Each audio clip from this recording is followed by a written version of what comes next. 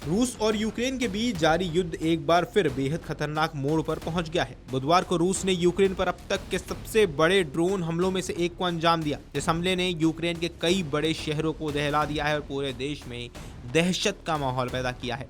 शुरुआती जानकारी की माने तो इस हमले में 6 लोगों की मौत हुई है, जबकि दर्जनों लोग घायल हुए हैं।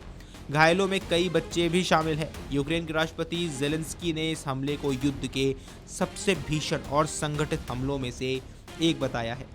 अब यूक्रेनी अधिकारियों के अनुसार रूस ने करीब 800 ड्रोन का इस्तेमाल करते हुए कई दिशाओं से हमला किया। यह हमला बुधवार सुबह हुआ और कई घंटों तक लगातार जारी रहा। रूसी ड्रोन ने राजधानी कीव के अलावा पश्चिमी शहर लवीव और रणनीतिक रूप से महत्वपूर्ण ओडेसा बंदरगाह को निशाना बनाया। हमले के दौरान कई इमारतों में आग लग गई, बिजली व्यवस्था प्रभावित हुई और लोगों को घंटों तक बंकरों में छिपकर अपनी जान बचानी पड़ी। कई रिहायशी इलाकों में धमाकों की आवाजें भी सुनी गई, जिससे आम नागरिकों में भय और दहशत का माहौल बन गया। राष्ट्रपति जेलेंस्की ने आगे कहा कि रूस का मुख्य उद्देश्य यूक्रेन की एयर डिफेंस प्रणाली को कमजोर करना है।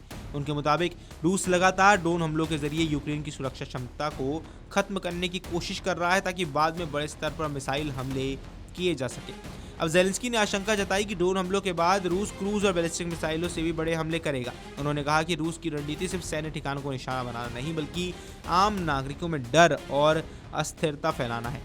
इस हमले ने इसलिए भी दुनिया को चौंकाया है क्योंकि हाल ही के दिनों में शांति वार्ता और युद्ध समाप्त होने की संभावनाओं पर चर्चा हो रही थी। अमेरिकी राष्ट्रपति ट्रंप ने हाल ही में कहा था कि यूक्रेन युद्ध का अंत अब ज्यादा दूर नहीं है। चीन रवाना होने से पहले ट्रंप ने दावा किया था कि दोनों पक्षों के बीच समाधान की दिशा में प्रगति हो रही है। दूसरी ओर रूसी राष्ट्रपति व्लादिमीर पुतिन ने भी पिछले सप्ताह अपने संबोधन में संकेत दिए थे कि युद्ध समाप्त करने की संभावना पर विचार किया जा रहा है, लेकिन जमीनी हालात इन बयानों से बिल्कुल अलग नजर आते हैं। अब यह विश्लेषक मानते हैं कि रूस एक तरफ बातचीत और शांति की बात कर रहा है, दूसरी तरफ सैन्य दबाव बढ़ाकर यूक्रेन को कमजोर करने की कोशिश कर रहा है। यही कारण है कि यूक्रेन लगातार पश्चिमी देशों से और अधिक सैन्य सहायता मांग रहा है। यूक्रेन का कहना है कि यदि उसे आधुनिक एयर डिफेंस सिस्टम और हथियार नहीं मिले तो रूस ऐसे हमलों को रोकना मुश्किल हो जाएगा।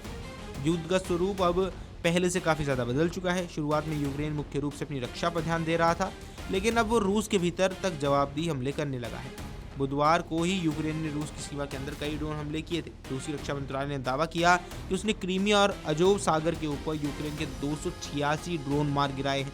रूस का कहना है कि यूक्रेन लगातार उसकी सैन्य और रणनीतिक संपत्तियों को निशाना बना रहा है। क्रीमिया, जिसे रूस ने 2014 में अपने कब्जे में लिया था, इस युद्ध का अहम केंद्र है। यूक्रेन लगातार वहीं रूसी सैन्य ठिकानों और लॉजिस्टिक नेटवर्क्स पर हमला कर रहा है। विशेषज्ञों का मानना है कि यूक्रेन अब ऐसी रणनीति अपना रहा है जिससे रूस के भीतर असुरक्षा की भावना पैदा की जा सके। फिलहाल बुधवार का यह हमला यह दिखाता है कि युद्ध खत्म होने के दावे अभी वास्तविकता से काफी दूर हैं। दोनों देशों के बीच संघर्ष लगातार तेज है और आम नागरिक इसकी सबसे बड़ी कीमत चुका रहे हैं। Video desk amarujala.com। अगर आप ये वीडियो YouTube पर देख रहे हैं तो हमारे चैनल को सब्सक्राइब कर बेल आइकन दबाएं और Facebook पर देख रहे हैं तो हमारे पेज को लाइक करें।